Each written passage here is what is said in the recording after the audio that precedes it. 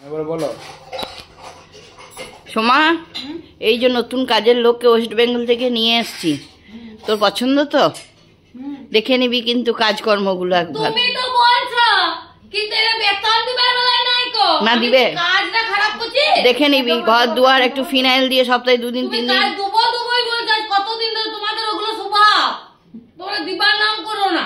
তুমিও কথাবার্তা ফাইনাল করে নাও। বাবু বলিয়ে দিচ্ছি, বলুন কত টাকা দিতে হবে সেটা তো বলুন আবার কিলো 1,500 টাকা এরকম হয় না। তোমার এই ঘর ঝাড় দিয়া মুছা, তারপর তোমার ছেলে ধরা, এগুলো কি এমনি হয় নাকি? তো তুমি রেটটা ওর সাথে ফাইনাল করে নাও। রেটটা আমার বউ পরিষ্কার বলে দিচ্ছি, 4,000 টাকা যদি হয় তাহলে আমি থাকবো, নাহলে কাল মঙ্গলবারে আমি চলে যাবো। আমি এক কথা বলে দিচ্ছি, ছাড়ো পাটা লাও দিদি। খাওয়া দাওয়ার তো দাম আছে, সকাল বিকেল খেতে দিবে।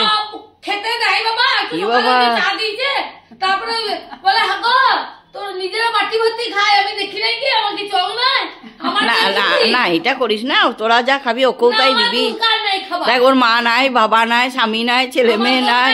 আমার দরকার নাই, আমি এগুলো কাজ আর আমি লুবো নাই। না করে দাও, ও শরীরটা ভালো নাই। দেখুক গো, এ পালা তুমি কি কি নিলে তুমি করবে সেটা বলে দাও তাহলে। 4,000 টাকা চাই, ডেলি দুটো করে বিড়ি চাই, বিড়ি ফিড়ি লাগবে নি তো? না বিড়ি লুবো না, একটু করে গিয়ে খাই তো, সেটা আর বলতে পারছি না। লজ্জা না, বলে দেবো ওইটাও দিবে সপ্তাহে 1 দিন 2 দিন। ঠিক আছে, তাহলে আমি থাকতে পারি। তাহলে ফাইনাল ফাইনাল, হ্যাঁ। আমার ভাইয়ের বউ পয়সা কম দিলে কিন্তু আমি থাকবো না, ধরো আমার ভাইয়ের বউ অসুস্থ তো সেই জন্য অত দূর থেকে নিয়ে আসছি। বলে তো ওদের কিছু আটকাই নাই, ওদের তো ছেলেগুলো খাচ্ছে দেখতে পাই নাকি আমি। আচ্ছা তাহলে কিন্তু তাহলে ফাইনালটা তুমি করে দাও, এই সময়টা ছেড়ো না। হ্যাঁ ঠিক আছে, এই সময় আমি ছাড়বো না, ওরা দেখ আর না দেখ, হ্যাঁ মানুষ একটা অসুস্থ, আমিও আমারও একটা বিবেক আছে। হ্যাঁ ঠিক আছে।